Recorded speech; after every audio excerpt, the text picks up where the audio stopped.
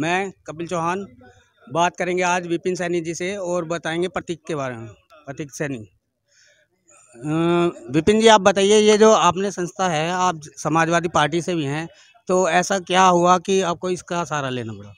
देखिए, ये संगठन हमारा जो है 2 साल 3 साल पहले से ही हम काम कर रहे हैं इस विषय पे। और ये इस संगठन का जो नारा है वो शुरू से ही कि शोषित, वंचित और पीड़ितों की आवाज़ उठाना। जी। तो हमारे यहाँ पे जो कॉलोनियाँ हैं, जो फ्री होल्ड कॉलोनी है, उसमें लोग रह रहे हैं, वोटर हैं, अपने मकान बना हुआ है। उसकी आवाज़ उठाने के लिए कोई भी पार्टी या कोई भी नेता तैयार नहीं है अभी तक। तो ये मान ये जो संस्था है, ये किस तरह से काम करती है और लोगों को इससे क्या बेनिफिट होगा? इनके जो संयोजक हैं वो राजकुमार भाटी जी हैं, राष्ट्रीय प्रवक्ता हैं वो समाजवादी पार्टी से। ठीक है जी। तो उनके शुरू से ही उन्होंने काफ़ी आंदोलन किए, पहले भी आंदोलन किए हैं, उनको जीत भी हासिल की है।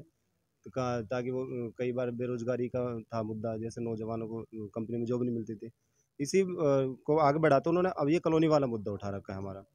तो उसकी लड़ाई लड़ रहे हैं और उसकी जीत निश्चित है। उन्होंने अखिलेश जी से भी बात करी और उन्होंने भी आश्वासन दिया इस चीज़ का।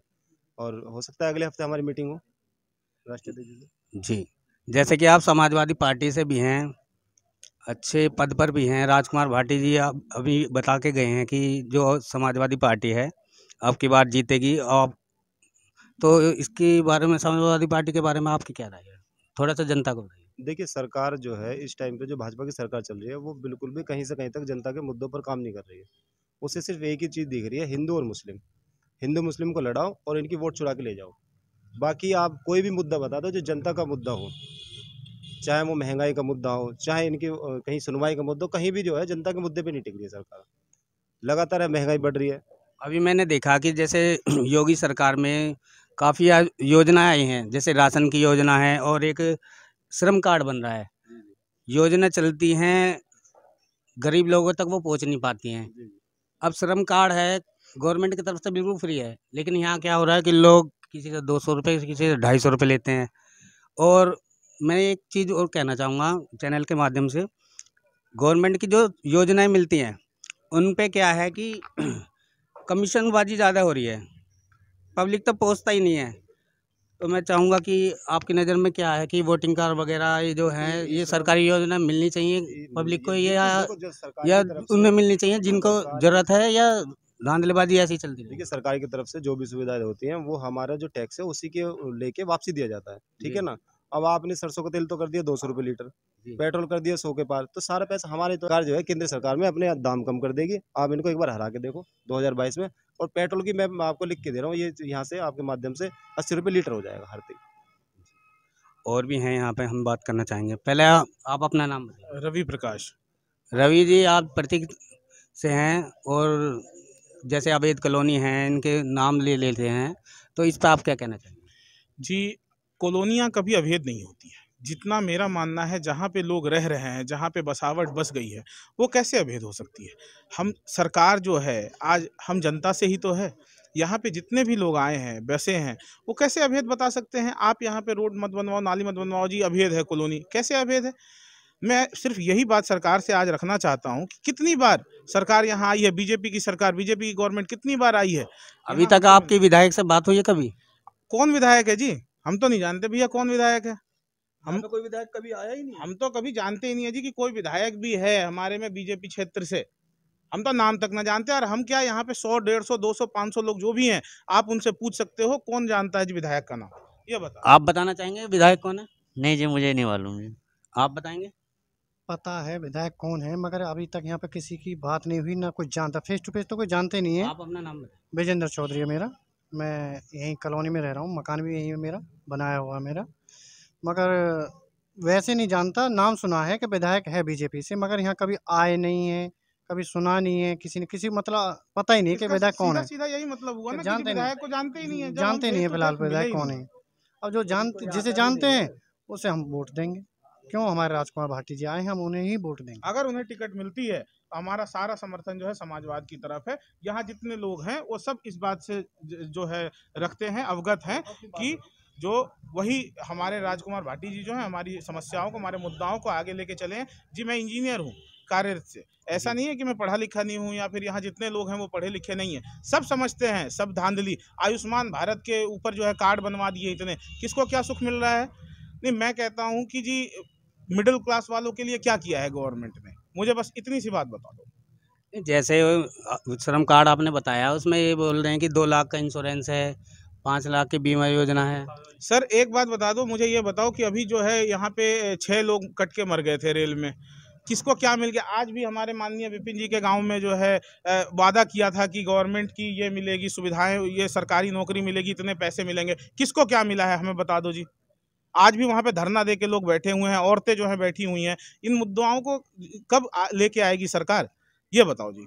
नहीं, ये बताओ, अब ये बताओ, मुझे ये बताओ कि अभी जो है यहाँ पे 6 लोग कट के मर गए थे रेल में, किसको क्या मिल गया? आज भी हमारे माननीय विपिन जी के गांव में जो है वादा किया था कि गवर्नमेंट की ये मिलेगी सुविधाएं, ये सरकारी नौकरी मिलेगी, इतने पैसे मिलेंगे, किसको क्या मिला है हमें बता दो जी। आज भी वहाँ पे धरना दे के लोग बैठे हुए हैं, औरतें जो है बैठी हुई हैं। इन मुद्दाओं को कब लेके आएगी सरकार, ये बताओ जी। नहीं, ये बताओ, अब ये बताओ, अभी हमारे साथ जुड़ चुके हैं, प्रतीक से हैं, जो अपना नाम बताएंगे पहले। विजेंद्र चौधरी है मेरा नाम। अब ये बता रहे हैं कि श्रम कार्ड पर 2 लाख रुपए का इंश्योरेंस है। चलो मैंने बनवा लिया है, बनवाया हुआ है, मेरे नाम पे है ना। अब बाई चांस कोई घटना घट जाए और 2 लाख रुपए किसे मिलेंगे? पत्नी को। उसको कितने दफ्तर छानने पड़ेंगे, उसे ये भी नहीं पता कि यहाँ पे 2 लाख का इंश्योरेंस है या कहाँ मिलेगा। उन्हें नहीं मिलेगा इंश्योरेंस, क्यों? उन्हें जानकारी नहीं दिया जाएगा। और आज से पहले कितनी घटना हुई हैं, किसी को इंश्योरेंस मिलता है?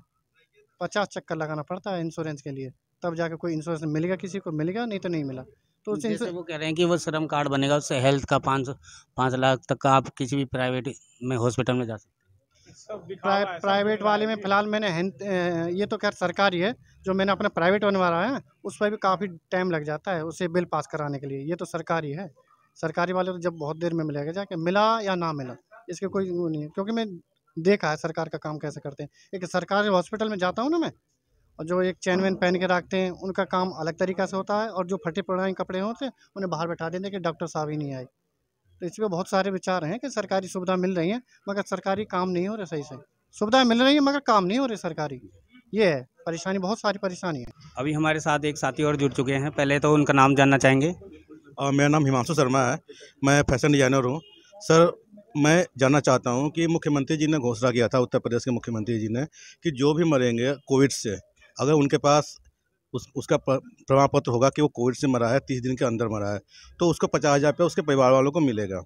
मेरा कहना ये है मुख्यमंत्री जी से कि मुख्यमंत्री जी कितने लोगों को मिला है ये 50,000 रुपये? मेरे पिताजी मरे, मैं चक्कर लगाते रह गया, मुझे नहीं मिला। चलो ठीक है, मुझे नहीं मिला, मुझे इसकी ज़रूरत नहीं है, लेकिन मेरे गांव में बहुत से लोग मरे हैं जिनके बच्चे हैं, छोटे छोटे बच्चे, क्या उनको मिला 50,000 रुपया? क्या आपके किसी प्रतिनिधि ने उनके घर जाकर बोला कि भैया ये 50,000 रुपये का चेक आप ले लो? नहीं मिला। मुख्यमंत्री जी कब मिलेगा, उनको सहायता कब मिलेगा?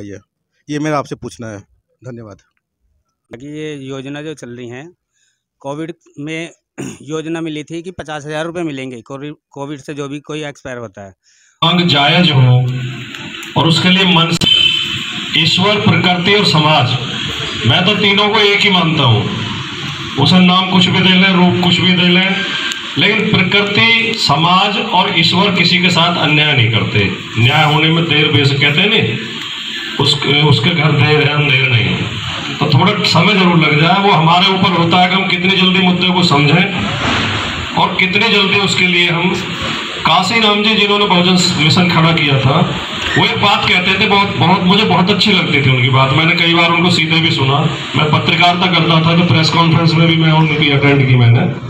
वो कहते थे कि नीड, डिजायर एंड एक्शन, कि किसी भी आंदोलन के लिए, किसी भी अभियान के लिए पहले ये देखो कि क्या इनकी नीड है जिनके लिए हम कर रहे हैं। नीड यानी जरूरत, क्या आपकी जरूरत है? तो क्या कॉलोनियों का नियमितीकरण आपकी जरूरत है या नहीं है? बताओ, आप बताओ, आपकी जरूरत है? तो पहले तो नीड, फिर डिजायर, डिजायरनेस, उसकी चाहत में। कई बार ये होता जरूरत तो है, मन में इच्छा ही नहीं है। अब जैसे शिक्षा है, नौकरी है, अच्छा आवास, अच्छा भोजन, सबकी जरूरत है, लेकिन बहुत लोगों के अंदर इच्छा ही नहीं है।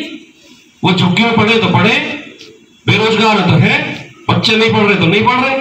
भाई इच्छा तो पैदा करनी पड़ेगी, बिना इच्छा के तो ईश्वर भी नहीं देता। तो इच्छा, और थर्ड है एक्शन। अगर ये दोनों चीजें हैं, आपकी नीड भी है, आपके अंदर डिजायर भी है, तो आपको फिर एक्शन करना पड़ेगा, फिर निश्चित तौर पर आपको जीत मिलेगी। और मैंने एक और विद्वान को, एक मैं अखबार में लेख पढ़ रहा था, तो मैंने पढ़ा, मुझे बहुत एकदम दिमाग में जो बात अच्छी लगती है वो आपके स्मृति में चली जाती है, आपको याद रहती है। उसमें उन्होंने लिखा कि अवसर हर व्यक्ति का दरवाजा खटखटाता है। जो लोग उस अवसर का सदुपयोग कर लेते हैं उन्हें कामयाबी मिल जाती है, और जो अवसर को छोड़ देते हैं पता नहीं दोबारा कब आया अवसर। क्यों जी? देश की आजादी की लड़ाई 1857 में हुई थी, पहली लड़ाई, हालांकि उससे पहले भी 1822 में